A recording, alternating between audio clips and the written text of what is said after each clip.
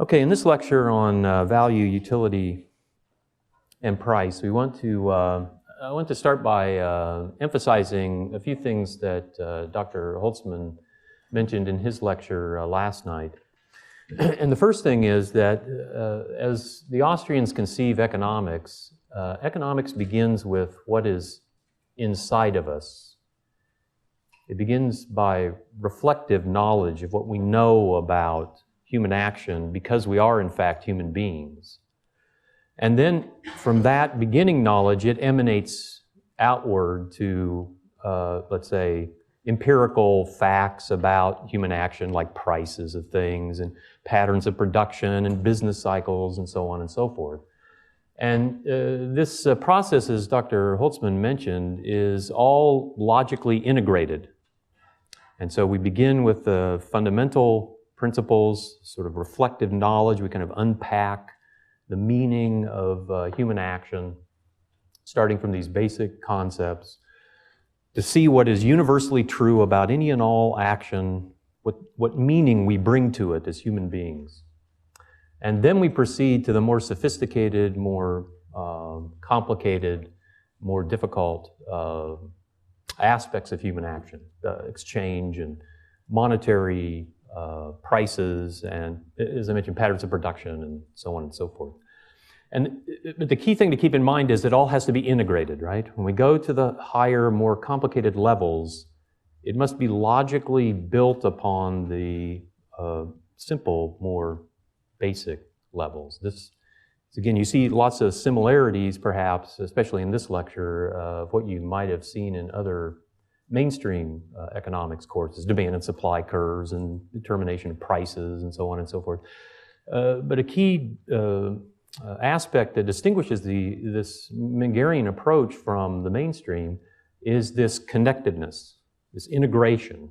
We'll see that the mainstream is in fact disconnected and has tremendous difficulty in making any sort of reasonable connection between their theories of price and production patterns and so on and so forth, and this kind of basic meaning that we attach to human action. And by the way, we'll talk more about that particular problem in the lecture on Wednesday, where we talk about further points in value theory and utility and so on. Okay, so the main thrust of this lecture then is just to show this connection, right? We're going to start and just talk about these basic principles of value, and then show the connection logically between these basic principles of value and prices on the market. So we'll start with where Professor Salerno just left off, with ends and means, and simply say at the beginning that we can define a human action as Murray Rothbard does, as purposeful behavior. And as Dr. Holtzman pointed out, purpose is something that we don't empirically observe in action. Purpose is inside of us. It's in our minds. It's something we bring to action. It's the meaning we give to it. So we have a purpose, we have a motive, we have an end that we wish to attain. And to attain this end, we apply a means. And as Professor Salerno pointed out, it was Menger who explained this connection between ends and means. What is a means? What is a good? And how is it connected to our to the achievement of our ends?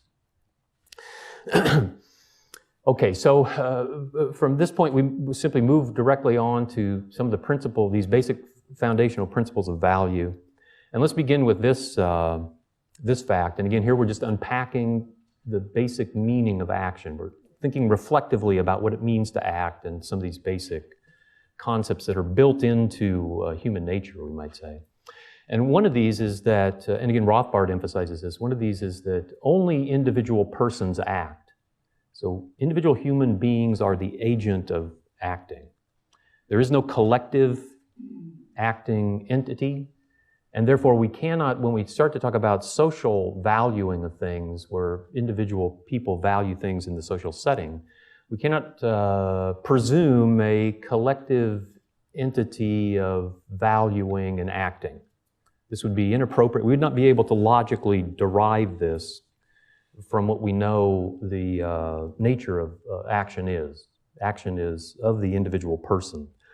So when we go to talking about valuing things in the division of labor, where we're all producing for the consumptive ends of other people and having, therefore, if we're to economize, having to assess the valuations that other people are making in their minds to ensure that our productive activities are achieving something of a greater value, we have to explain this by coming up with, there has to be some process by which we can come up with a reasonable, objective assessment of what other people value.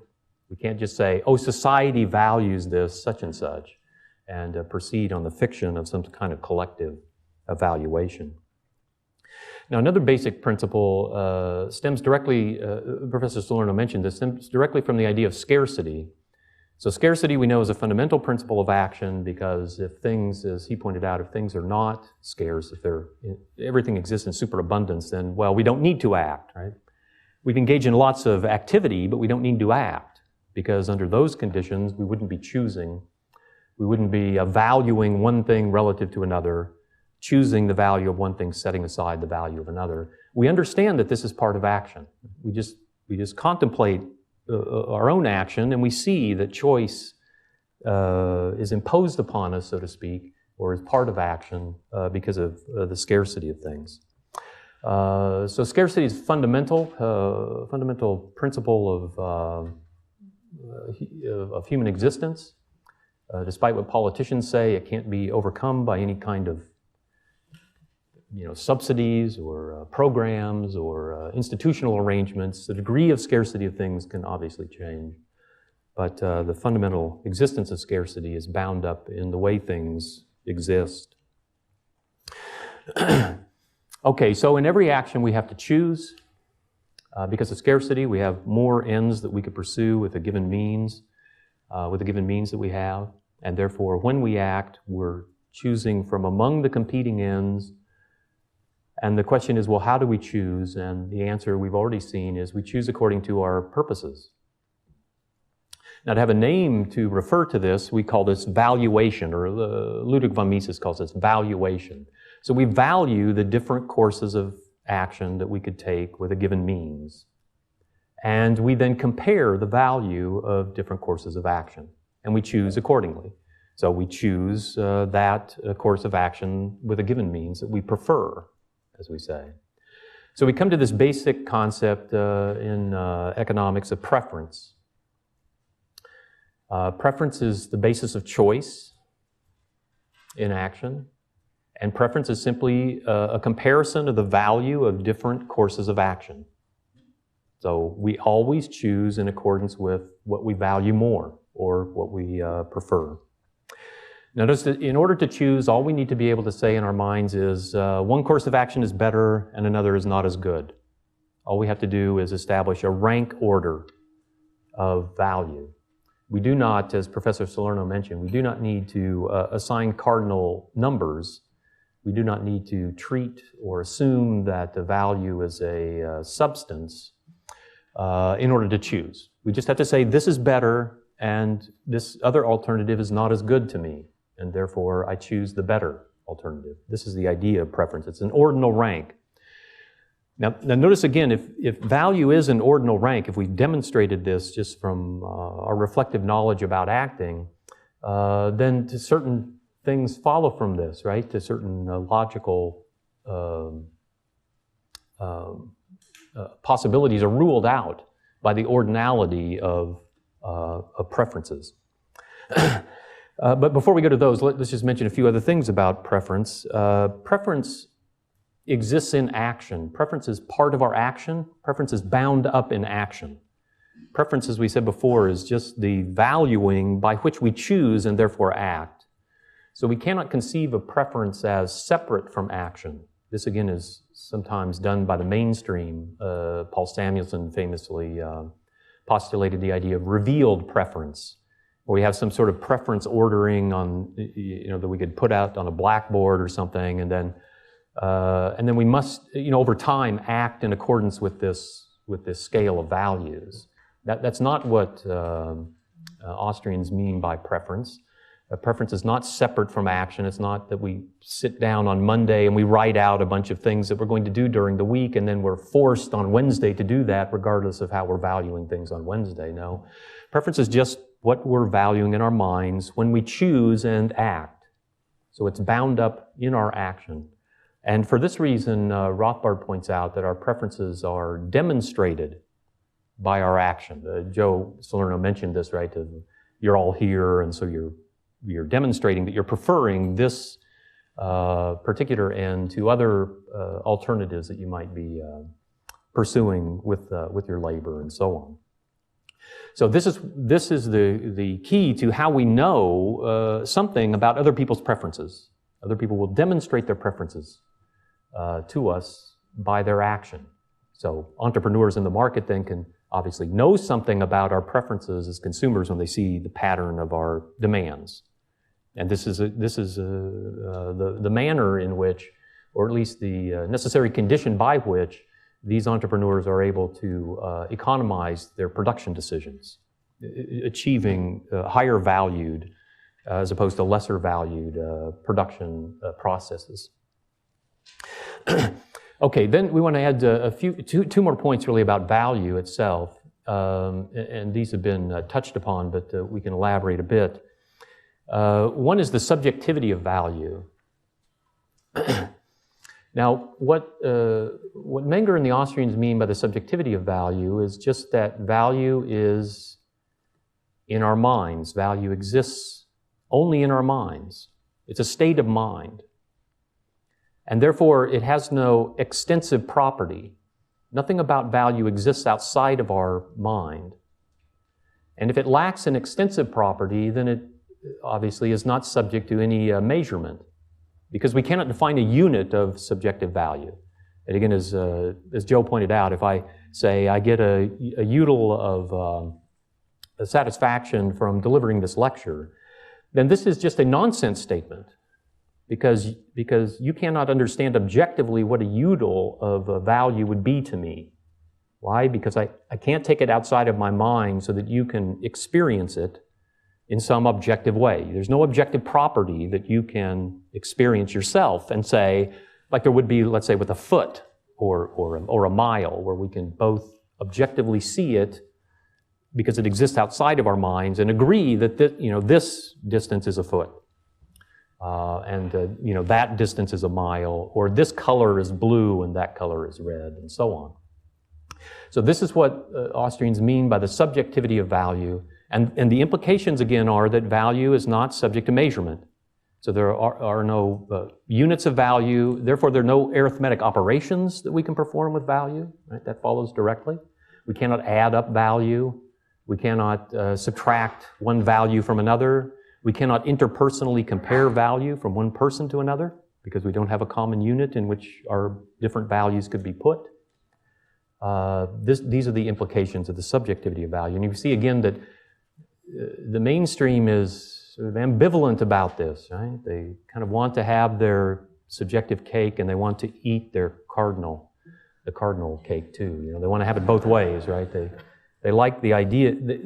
These basic ideas about human action are so powerful and ingrained in us that it's difficult, even if you want a mathematical system of economics, to forego them completely, right? It's sort of difficult to say, well, we just don't need to say anything at all about the valuing things or about preferring or so on and so forth. We sort of, even in the mainstream, have to kind of grapple with this difficulty of how do you reconcile the subjectivity of value with an objective treatment of value, like a utility function. And again, we'll take up these questions in more detail on Wednesday. And the other thing I want to mention about value, this I don't think has been mentioned yet, something else that we find reflectively by thinking about our action, is that value is not constant. Now, this is a different idea, is a different concept. This doesn't have anything to do with the subjectivity of value. This is a different principle about value. The subjectivity of value only has to do with the fact that value is a product of our mind only. What we mean by the lack of constancy in value is that there isn't a constant quantitative relationship between external factors in the world that affect our action and the action itself. So let's say if the price of gasoline goes down by 20 cents, this doesn't lead always in every case, let's say every case for me or you or anyone else, to a particular quantitative response on our part in terms of our purchase of gasoline. So if the price goes down by 20 cents, it isn't that I always buy one more gallon every time I buy gasoline. Right? There's nothing like that exists in human action. There's no constant connection between changes in the external factors that affect my action and the action that I choose to take. Okay, so there's no constancy. As Mises famously put it, everything in economics is a variable. There are no constants in human action. Now, if there are no constants in human action, then there can't be any functional analysis. Right? In order to do functional analysis, we have to have constants and variables. You have to write a function, right? Okay, well, functions always have constants and variables. And the constants permit you to do prediction and so on with the variables. So E is equal to mc squared, right? C squared is constant.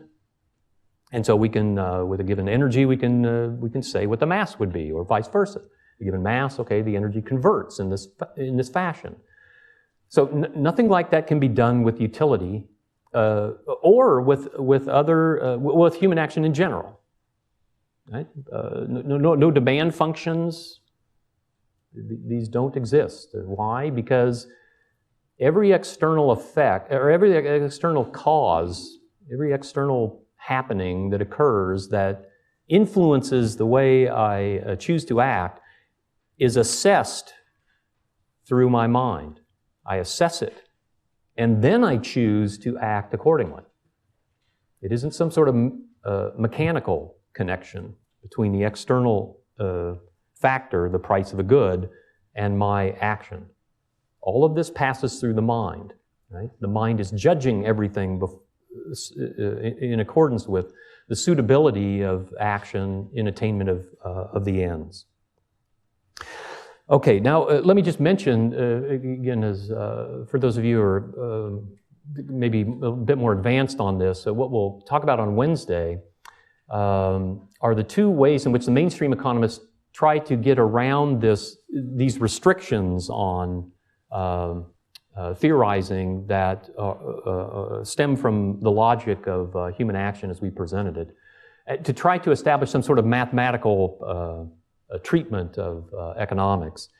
And basically these are two. With respect to utility, they're basically two. And one are quantitative representations of ordinal ranks. So we'll deal with those. And the other that you may be more familiar with if you've had some economic training at the principles level are indifference curves. So we'll talk about indifference curve analysis also on Wednesday. Okay, now a few other fundamental things, and then we'll go on to the higher level, to the price, the theory of price and how it's built upon this foundational analysis. First, we need to point out that not only is value subjective in human action, so that we say, I value a tube of toothpaste, and so I go to Walmart and I buy a tube of toothpaste, and it satisfies my ends in particular ways, and this is where the value comes from. But so is cost. Because as we've seen, all action is predicated upon a choice between two alternatives. The one that I choose and the one that I would have chosen had the best alternative not been available to me. I choose to get the toothpaste, pay $2 maybe to buy a tube of toothpaste, instead of using the $2 to buy what I would have bought had I anticipated something more valuable than the tube of toothpaste, or if the tube of toothpaste would not have been available to me to purchase. So the cost too is fundamentally subjectively determined by me.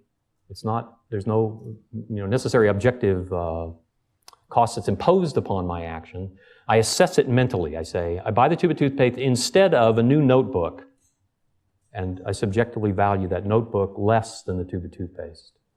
So we have to do the same thing, right? When we're spinning out a theory of cost, logically, we have to show how it's grounded in this fundamental principle of choice, of saying, I subjectively value this alternative, and the value I place upon this alternative is in my mind. It's the value I perceive to exist if I choose this course of action to attain a different end, to take my $2 and spend it towards something else. Okay, choice in action also then presupposes profit, right? If I'm choosing and one thing is more valuable than another, it presupposes a difference in value. It presupposes that I'm gaining when I choose. And this is the idea that we call profit, the concept of profit, right? When I act, I anticipate a gain. I'm giving up something I value less, I'm gaining something that I value more. And as Professor Salerno pointed out, one of the mistakes of the classical economists was to perceive profit in purely objective terms, just monetary profit in the market, right? And that monetary profit in the market is very important, but it's really just a manifestation of a more fundamental principle of profitability. And this more fundamental principle, subjective profit or psychic profit, whatever you wish to call this, is inherent in any and all action. We only take an action when we anticipate that it will be profitable to us, that the course of action that we take is more valuable than the one that we give up. And of course, much more will be said about this later in the week. Or we could put this in a slightly different terminology. We could say that all action is economizing, right? With a given means, we strive to attain higher valued ends. We choose them over the lower valued ends. And for a given end that we wish to attain, we strive to attain it with lower cost means. So given that we have a choice there too, right? In other words, in most of our actions, they can be attained with a different combination of means, with different sets of combinations of means. We would choose from among those different sets of means according to the value that we place upon them. I want to have my lawn mowed, let's say, and I can arrange productive factors in different ways to have my lawn mowed. I could do it myself with a push mower. I could buy a riding lawn mower. It's more capital intensive, right, and less labor. I could hire the neighborhood kid to do it. I could hire a lawn service to do it, and so on and so forth. And how do I choose? I choose based upon the subjective values that I place upon these different combinations of means. And I always choose what I anticipate to be the lowest cost method, subjectively, to me, what I consider to be the lowest cost method. Okay, this is economizing. This is the organizing principle. This is kind of the basic operational principle of human action. All human action is economizing. And then the last fundamental principle I want to mention, one that Professor Salerno went over, so we won't spend too much time with this, is the idea, once again, of imputed value. So here I've just given this little schematic to give us three different options about how we might see the direction of valuing of things. So this is Menger's, the top one is Menger's position. Value starts in our mind. Right? So we value an end. I want to have my lawn mowed. Then we value the consumer good by which this end can be attained, right? The value that the fundamental value that I have is, the beauty of the yard or whatever. And the consumer good is having the lawn mowed. And then from that value, I impute value to the factors of production. So I say, because I want to have my lawn mowed, I value a lawnmower. Because I want to have my lawn mowed, I value my labor allocated into this activity, the gasoline, and so on and so forth. So this is the Austrian view. Remember, this view stems logically. This just follows directly from the logic of ends and means. There's nothing particularly fancy about this or difficult about this. This just follows directly from the fact that all value of things in action must derive from the value of the end that's to be attained. All value begins with the value of the end. And therefore, value must be imputed back to the goods, right? The value could never be fundamentally moving the other way. At least not in the sense that value could be independently embedded in goods. Okay, well that's the second option here, right? This is the classical, the British classical system of valuing according to cost of production, or the labor theory of value in Ricardo's version. where producer goods have intrinsic value. Value is assumed to be a property of the factor of production. An hour of labor has intrinsically, just like it has energy in it, it has also intrinsically, let's say, $10 of value. And so if I use 2 hours of labor to mow my lawn, the mowed lawn, the consumer good would have $20 would have a value of $20. Right? So the value here, the idea is that value is intrinsic to the factor of production, and then it's transferred to the consumer good by production. However much labor and other materials, factors of production I combine to make the consumer good, it then embodies this, this fundamental intrinsic value. Now notice this cannot be correct. This cannot be correct because value, as we've seen, always emanates from the value of the end that is to be attained. And therefore this view must be ruled out immediately. Now this third view is the neoclassical view, which says that the value of a consumer good, the price of a consumer good, the price of my lawn being mowed, $20 or whatever to mow my lawn, is jointly determined by the subjective value I place upon lawn mowing and the intrinsic value of the factors of production.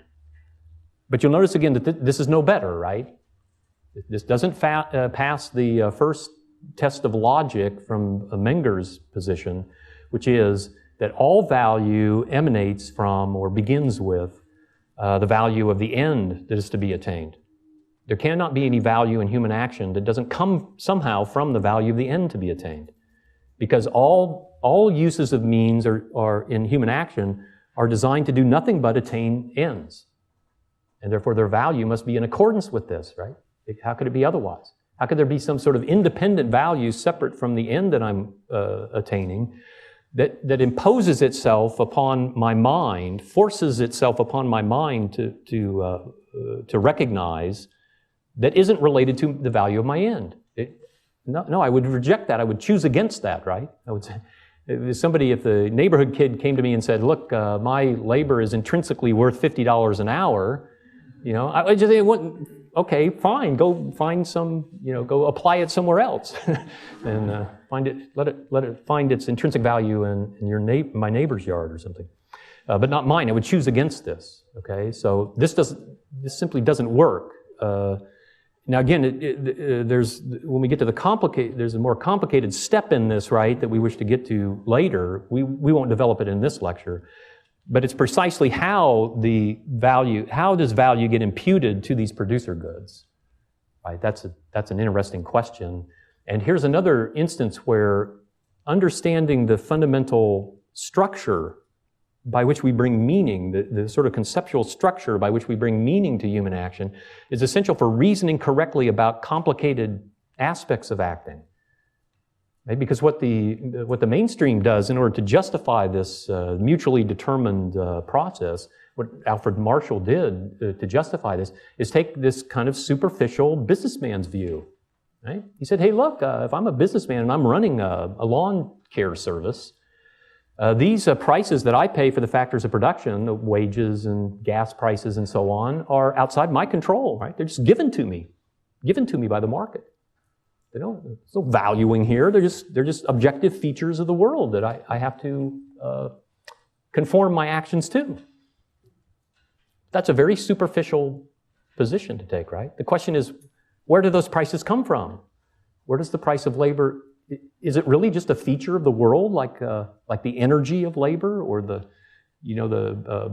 calorie properties of gasoline or something? Well, no, it's not. It comes from human valuing. Okay, so this is again the step that we wish to show. Okay, so next then let's go to the main task, which is the showing of this connection. How do we go now from what we've seen at the basic level about valuing and preferring and so on, to the more complicated level where we're talking about the determination of prices? How do we connect these two things? How do we derive the theory of prices from this beginning point? Now, before we go through the logistics of this, and I put this off to the end because most of you who've had any economics have seen the logistics of this already.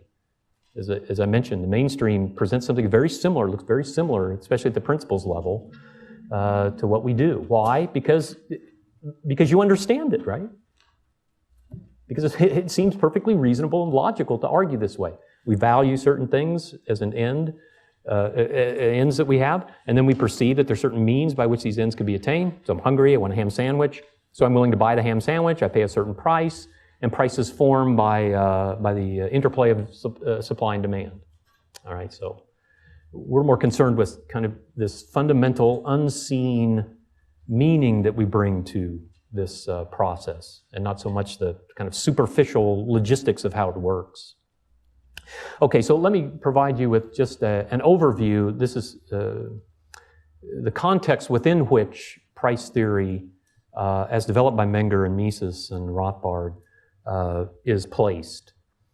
And this is what Mises calls appraisement. And this gets back to this problem that I mentioned at the very beginning. Okay, so up to this point, we've seen how you and I, in our own actions, as we choose, economize. So, we choose to go to a particular conference because we think the value will be greater than our other options. We choose chicken wrap for lunch because we think that's better than the hamburger, and so on and so forth, right? We're constantly economizing in all of our actions according to our preferences. But the problem in the social structure is we have a division of labor. And so I'm not the one who's producing the things that I will consume, unlike when I'm just thinking about my own private actions, right? Or if I were Robinson Crusoe, stranded on a desert island somewhere. And the same with everyone else. Everyone is producing for the consumptive ends of other people. So in order to economize the production decisions, each producer has to have a way of objectively comparing the value that some consumers have for certain lines of production with the value that other consumers have for different lines of production that each producer could engage in with his factors of production. Okay, so this is the problem, right? This is the context within which price theory is developed. This is sort of the big problem that the price theory is designed to solve, or that does, in fact, solve. Okay, so first let's just walk through the argument of why valuation, as we've described it so far, cannot solve this problem. Why? In other words, the problem, once again, is we want to have economizing production decisions in the division of labor. Why can't we just do this the way we make all of our decisions? Through subjective valuation. Now, there would seem to be two options here that we could imagine. And if you want to connect this with things that you've read, what I'm speaking about here, of course, is the problem of economic calculation and socialism. This is the particular context within which these ideas were developed. Okay, so there are two possibilities, right? We could have a third party do this. We could have a third party value things in his own mind. We could have central planning. A third party values all factors of production, assesses the value of all consumer possibilities, all consumer goods. Would it be possible for a third party, a dictator, a central planner, to economize all of the uses of resources in society on the basis of his own valuations? Can he economize for all of us? Can he give us what we value most highly, which is what we're doing when we choose in our own actions, right? Okay, well, clearly he can't, right? And the problem is the subjectivity of value, right? The problem is if he's going to, let's say, I like chocolate ice cream, you like vanilla. And we have the central planner has to decide the ice cream producer, he's going to decide for the ice cream producer. He has scarce factors of production. He can only produce either the chocolate for me or the vanilla for you. He has to choose between it.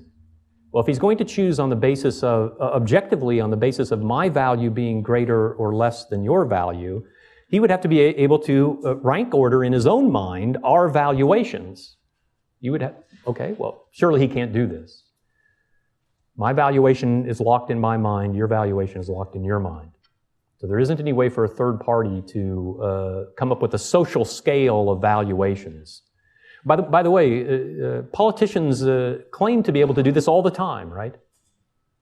So Obama says we're going to subsidize hybrid engines in automobiles, or we're going to build wind turbines or whatever, because this is the most valuable thing to do. This is all just bunk.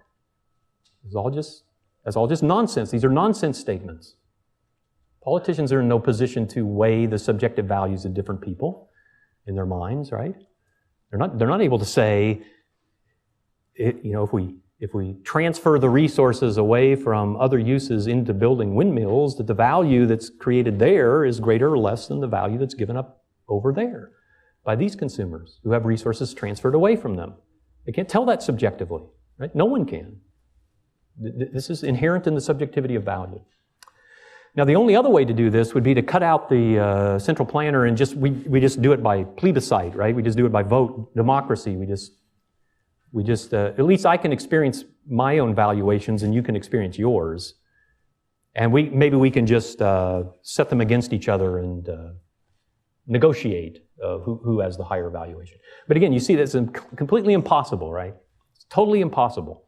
We cannot objectively compare these valuations. They're locked in our minds. We can negotiate between each other and come up with a settlement, but we'd never know if it were economizing or not. In exactly the same position as the politician who just coercively transfers resources. We have no idea of the valuation. Well, with coercion we can say the valuation is lower, but my general point is we can't compare these valuations. Okay, so we can't solve the problem of which line of production gives us the higher value to people subjectively. Neither can we solve the other economizing problem, right, which is if we want to produce a given thing, we want to do it in the lowest cost way. We can't solve this either by valuation. Again, if the central planner wants to decide on the basis of his own subjective valuations, which is the lowest cost way to provide electricity, then in order for him to do this personally, he would have to engage in every activity in the entire division of labor. He would have to be the coal miner, so he can assess subjectively what that subjective value is to him. Then he would have to do the same thing for an electric engineer and a turbine construction guy, and then every other activity in the division of labor. Again, this is clearly impossible. That's why we call it the division of labor. That's why we specialize, right? Precisely because we can't do everything. And so no particular person is in a position to have done everything in the division of labor so that he can say, I know exactly in my mind what the subjective value is of each of these different activities. So if I assign some labor activity into being doctors and not lawyers, I know exactly what value I'm transferring out of one thing and into another. Okay, so the central planners could never do this. Again, that just leaves us with ourselves to do this among ourselves. But here again, we see the subjectivity of value would not allow us to objectively make a comparison. If we needed, for example, one more person to be a coal miner, and the decision came down to just you and me, so everyone else had been assigned to their jobs by some process, I would vociferously object. I would say, look, the opportunity cost to me being a coal miner is enormous. You give all these great lectures, all these students who depend on me, and so on and so forth. And you would say the same sort of thing. You would say, no, wait a minute. Someday I'm going to be a famous entrepreneur, and I'm going to be the next Steve Jobs, and society would lose all this value if I'm sent down into the coal mine.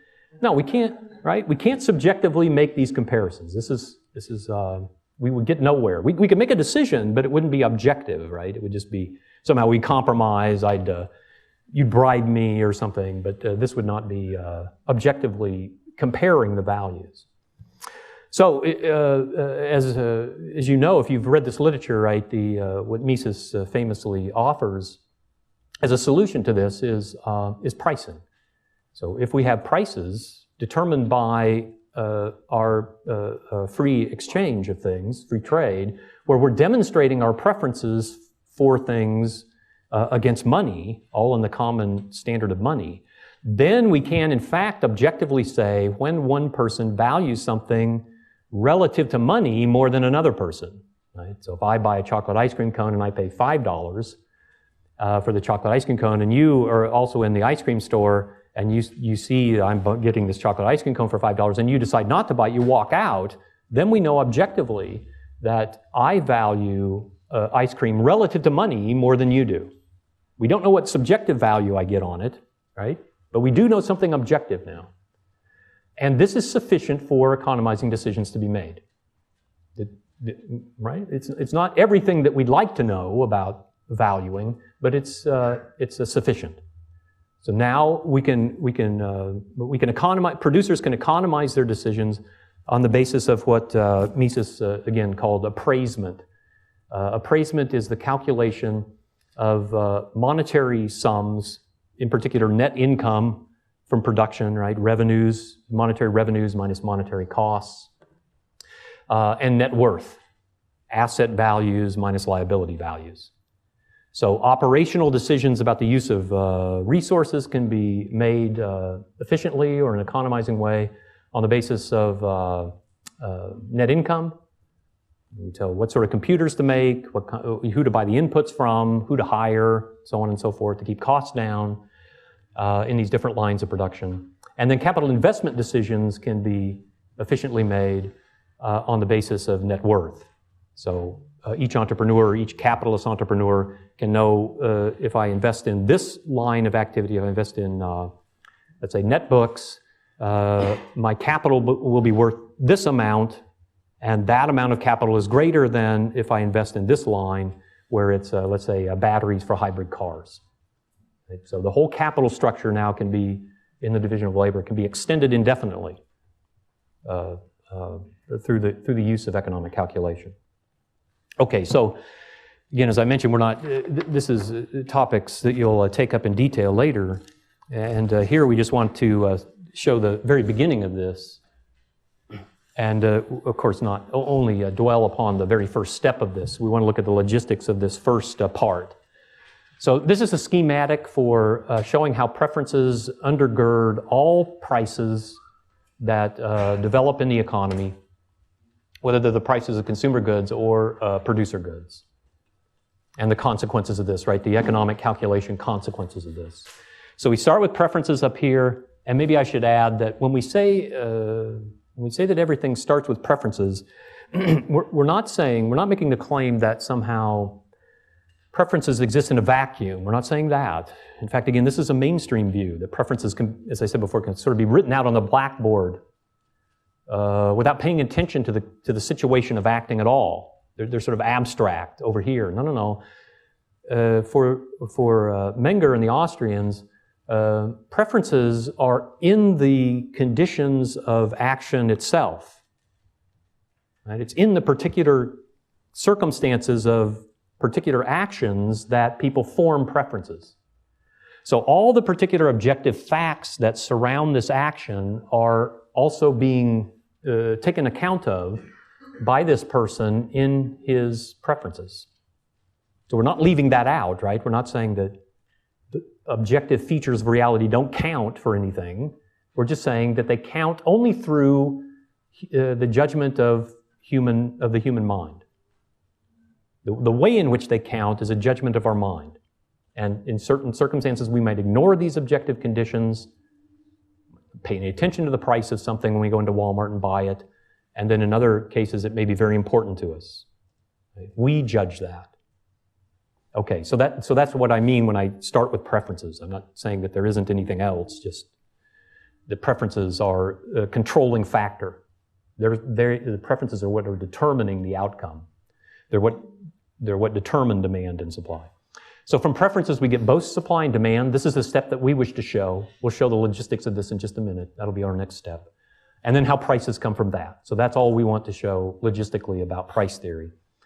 And then the rest of it would be, of course, that once we have prices for consumer goods, they generate revenue for the entrepreneurs. Right? So we have a new netbook computer from, I guess, let me use this example. Isn't Apple supposed to be coming out with a, what do they call it?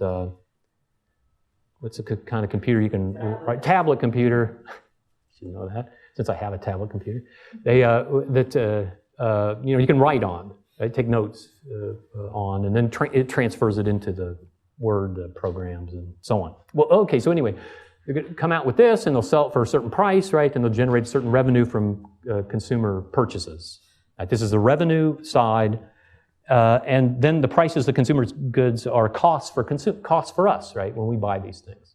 So we also are engaged in economic calculation as consumers, to a lesser extent than entrepreneurs, right? Only on one part of our decision process.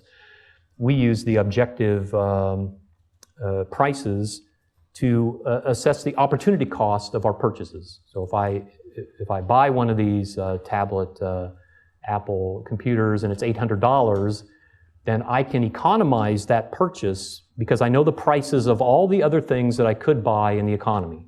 And I can calculate what I could buy with $800 instead of the Apple computer. So I can say, I get the Apple computer and I give up this set of goods that I value less highly. And so that permits me to economize as a consumer, right? And then revenue becomes part of the net income calculation then for the entrepreneur, right?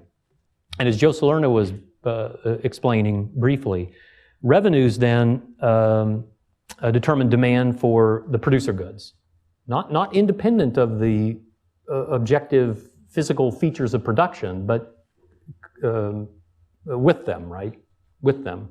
So we get marginal revenue product. We get the physical productivity of certain factors of production, but we value them and choose to use them or not to use them according to the revenue that they generate. Not just their physical abilities, but how much value do they add to the attainment of consumer ends. So that's where the demand for producer goods comes from. The supply of producer goods then comes from the owners who do this just on the basis of preferences again, right? So we take one job versus another. You own a little bit of land and you lease it to a farmer instead of using it for, let's say, an open area for people to hike in or whatever other uses you might put it to, right? So we supply goods just according, again, to our preferences or whoever owns these, according to their preferences. Then again, prices would form for the factors of production because now we have demand. The entrepreneurs are demanding the factors of production and we're supplying, or owners of the factors of production are supplying them. Prices would form in the same way that they form for the consumer goods through the interplay of supply and demand. And then this would generate costs for the entrepreneurs, right? They're paying these factor prices, hiring labor, and so on and so forth. So here's where we get the two elements of the net income calculation, revenues versus costs. And then this generates income for the producers, and that again then influences the economizing activity of all of us as we participate in the market. How much income we have, what set of goods can we buy then? How do we choose between different productive activities where the income payment would be different or the compensation payment would be different and so on. Okay, so that's a schematic that puts the whole picture together, and you'll see different parts of this being explained throughout the week.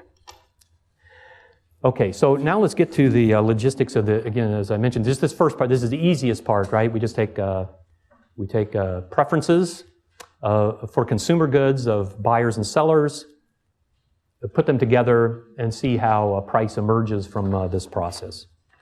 Now we do this with what Rothbard calls the first and second laws of utility. And these can be illustrated in my example here. Let's say we have this preference rank for a potential buyer or seller of Honda Civics. And we know that there's diminishing marginal utility. This is the first law of utility. So the first Honda Civic, we're assuming this person doesn't own one. The first Honda Civic, let's say, might be used for commuting to work and so on and so forth. A greater value is placed upon this because the end attained is worth more to this person. And then he values this relative to money, as we said before. In the market, he would have that option. He would say, oh, I'm willing, in this case, to pay $15,000 to buy the Civic, but not $16,000. I'm choosing those numbers arbitrarily, but right, every potential buyer would have a preference of this sort. Then we know that the second Civic, which would necessarily be used for a less valued end, since the first Civic is chosen precisely because it's suitable for attaining the most valued end, the second unit of the good would have to be allocated to a less valued end. Maybe this is lending it out to his friends during the day, right, or renting it out or something of the sort. And so it would, relative to money, it would have less value. He would rank it preference scale or his scale of values relative to money at a lower point. So if he were in the market to purchase a Civic, and a Civic were available for sale for $10,000, he'd actually buy two, right? At a very low price, in other words, the buyer could be induced to buy a greater number of units of the good. Why? Because the subjective values to which he puts these additional units that he buys, the second Civic in this case, are worth more to him than the amount of money that he's having to, the small amount of money that he's having to pay. But if the price is higher, well, this cuts out the less valuable uses, right? It means now the money that he would have to pay to buy the second Civic, let's say if the price were $15,000, the $15,000 is worth more to him than the subjective value of the second unit of the good. And so he would not purchase that second unit, he would just buy one Civic. If the price were $16,000 or above, he wouldn't buy any, correct? Because he'd prefer to keep it, he'd buy a motorcycle or he'd buy a cheap used car or something as an alternative to the Civic. Okay, so this is where we get the demand relationship, right? We see the law of demand illustrated here as a reflection of diminishing marginal utility. So our behavior in the market comes directly from our preferences, right? This is where demand has empirical, objective manifestation. We have this underlying value scale in our minds, we act upon it, and then objective effects occur. A price emerges, right? We pay this guy $15,000 to buy a Civic. So that's where the price fundamentally comes from, right? It comes from the exchange, the mutually we haven't talked about mutual advantage, but the mutually advantageous trade between the buyer and the seller who agree on a price where both of them are benefiting. Okay, so now we can turn this around and see that supply also comes from exactly the same considerations. We're assuming here well, maybe there's a kind of an implicit assumption here that these are existing cars. Maybe these are one-year-old Honda Civics. Right? So maybe we have a guy who owns two Civics. Maybe he bought one and then his uncle died and he inherited a second one. And he's putting them to two different uses currently. He's using one to commute and he uses one just to lend to his friends or rent out or something. And he too could enter into the market, and at different prices he'd be willing to sell different amounts of the good. Right? If the price were $11,000, he'd be willing to sell his second Civic, but not his first, right? Because he values the use of commuting more than the $11,000 he could get, but he values $11,000 more than the second unit. And if the price were higher, then he would sell more units. The law of supply. So we see that the law of supply has nothing to do with cost of production, unless what you mean by costs are opportunity costs. It has only to do with subjective value. And so the considerations on both sides of the market are exactly the same. They're just our preferences. We prefer one thing to another. Now again, remember, we're not going to do the complicated case where what if we have a Honda dealer? Don't cost of production somehow affect a Honda dealer's decision to sell? And by the way, real briefly, the answer to that is no. The answer to that is quite easily we can see the basic answer to this must be no. And the reason for this is once the good's been produced, production costs are sunk, right? Production costs are not part of the opportunity cost of selling a Civic. Once the dealer pays the production costs, well, that's too bad for him. Then the opportunity cost of selling the Honda Civic to any one customer is the lost opportunity to sell it to another customer. And that is completely dependent upon subjective valuation, right? Not cost of production at all. That's why Honda dealers or businessmen in general can suffer losses. Because they pay cost of production, but they only get revenue from the consumer. The price that they fetch for the good is completely determined by people's preferences. They can't always be assured that they'll cover their costs. Okay, so now the only other thing we need to add, and again, this is an abbreviated, obviously, discussion of this because you've seen this sort of analysis before, and it logistically is very similar to what you've you would have seen in the mainstream course. But all we need to do now is just create a market, competition in the market, more than one buyer, more than one seller. So let's say we have a stratification of buyers and sellers. This, by the way, would be just something we observe empirically. This tends to be empirically true of the world, that different people have different preference rankings. Right? There's some buyers who are more eager and some less eager, and some sellers more eager and others less eager relative to money. This doesn't have to be true, but it's typically true in the world. And when it is true, that means there would be competitive bidding. Right? The more eager buyers would be able to outbid the less eager ones, right, to obtain the good. The more eager sellers would be able to undercut the less eager sellers to sell the good. And it's that attempt on the part of people to economize based on their own preference rankings that creates the result in the market, what we call the market clearing price. So with these particular buyers and sellers, we see that the market would clear at $13,000. That price, in fact, would emerge in the market. That would be the market price. In other words, the Austrians are saying that all existing prices of goods right now in all markets clear markets. That's why the price of gasoline is $2.29 right now and not $4 or let's say 50 cents. Because if the price were $4, given the conditions of demand and supply, if the price were $4 instead of $2.29, the market would not clear, right? The sellers would have unwanted, unsold goods. Their preferences would not be satisfied, in other words. They could better satisfy their preferences by lowering their price. And since all action is designed to satisfy our preferences, well, the same is true of them. What would they do? They would lower their price. Because it's better for them to sell at that price, according to their own preferences, than it is to sell nothing at a higher price. They prefer that, so that's what they'll do. In fact, they will even anticipate what the market clearing level is. They don't have to do this by trial and error, right? Entrepreneurs can actually anticipate what the market clearing price will be and set it there in advance of those conditions emerging in the market. This is how they earn profit, in fact, by being first or more accurately, let's say, to anticipate the actual market conditions. So they have every incentive to do this. And so markets are constantly clearing. This, by the way, would even be true in cases where the sellers or the buyers retroactively find out they've made mistakes.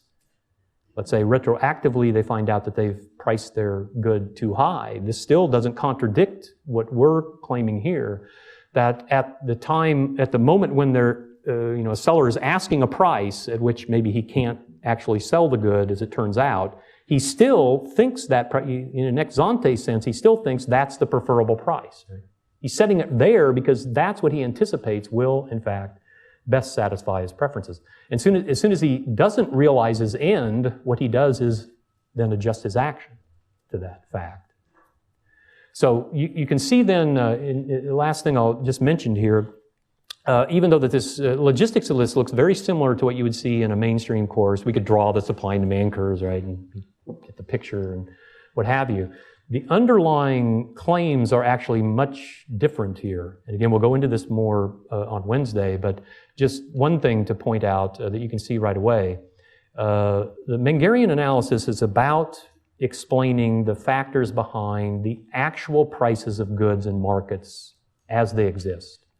It is not about explaining hypothetical prices. It's not about explaining long-run prices, what prices will tend to be, after all adjustments take place in the market. That's not what price theory is doing in the Mengerian tradition.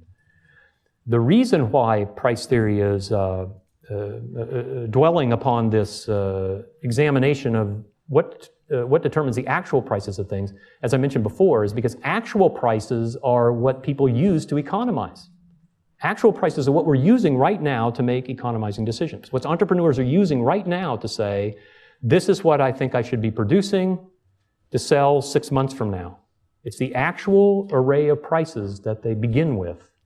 And the same for us, right? The actual array of prices is how we say as consumers, oh, I think I will go to lunch today and eat at this place.